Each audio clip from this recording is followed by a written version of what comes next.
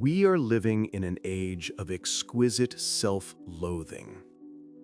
It is a peculiar luxury, this ability for a civilization to sit in its warm, well-lit room, built for it by generations past, and to meticulously catalog all the reasons why the architecture is morally unsound. This peculiar condition has a name. It's called oikophobia. And to understand it, we must consult two of the 20th century's most brilliant and most disagreeable diagnosticians, the philosopher Roger Scruton and the psychoanalyst Sigmund Freud. One gave us the term, the other gave us the tools to understand its dark psychological roots. This is not a story about a fear of houses. It is a story about why the most comfortable heirs in history have come to despise their own inheritance. Part 1. Roger Scruton's Elegy.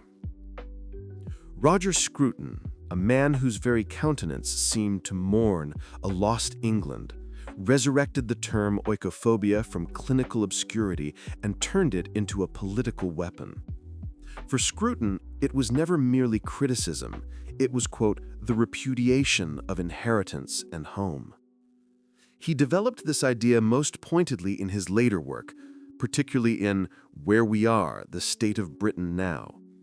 Here, he argues that oikophobia is the defining pathology of a late, tired civilization.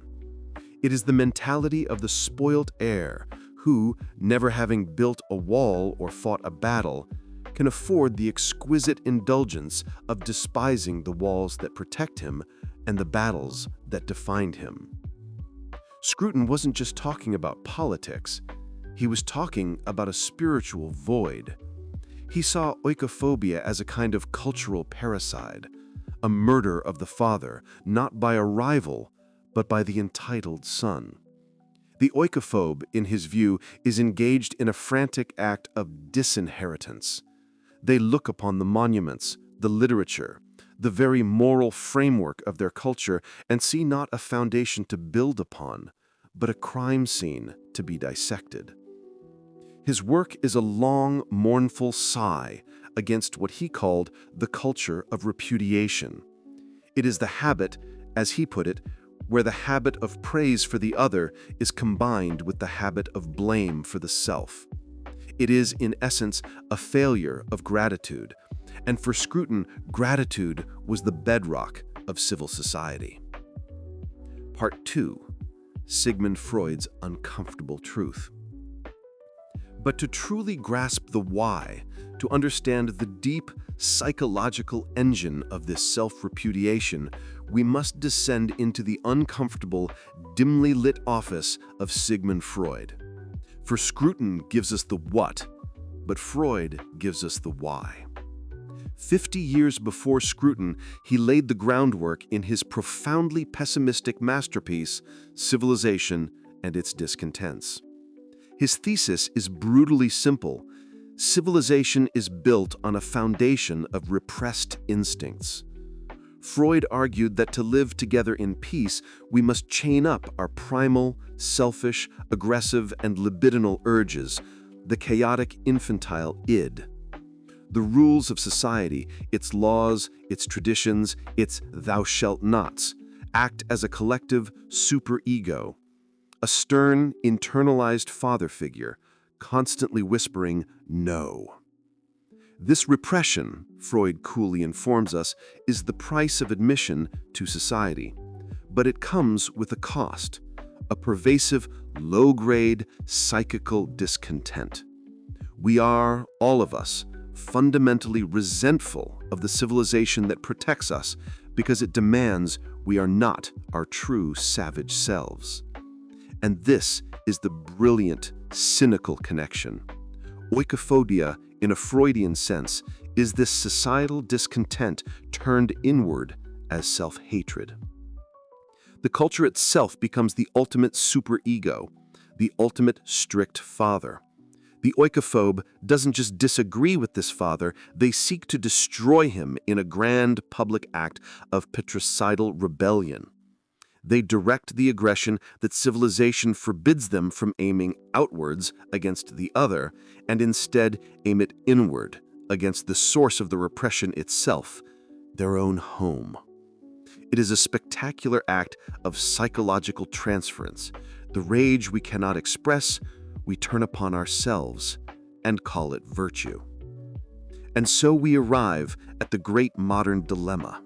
Is this oikophobia a disease, as Scruton insists, or is it the only possible cure for a diseased inheritance?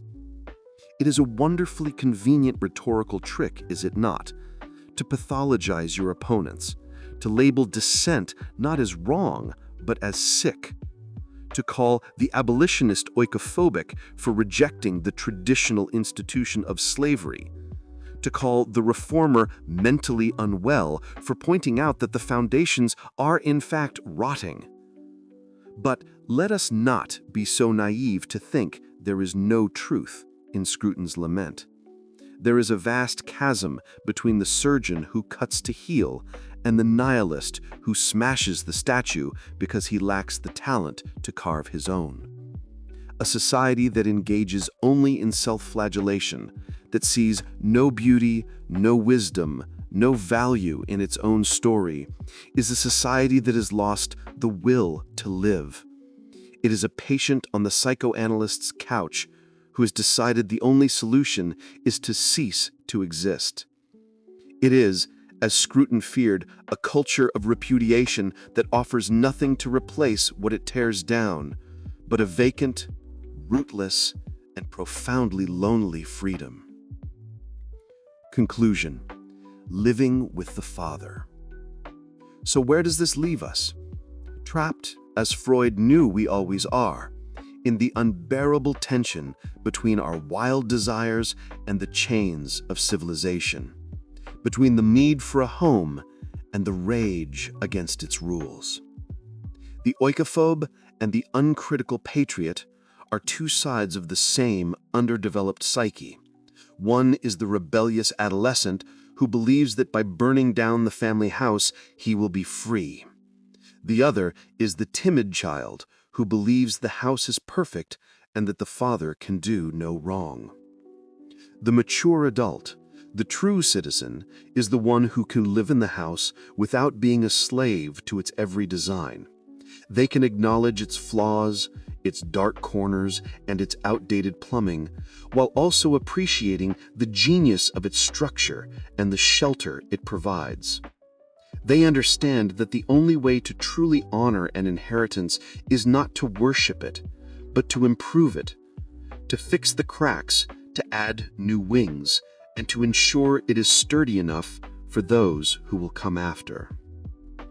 The alternative is to be left with either a mausoleum or a vacant lot, and neither is a fit place for a human soul.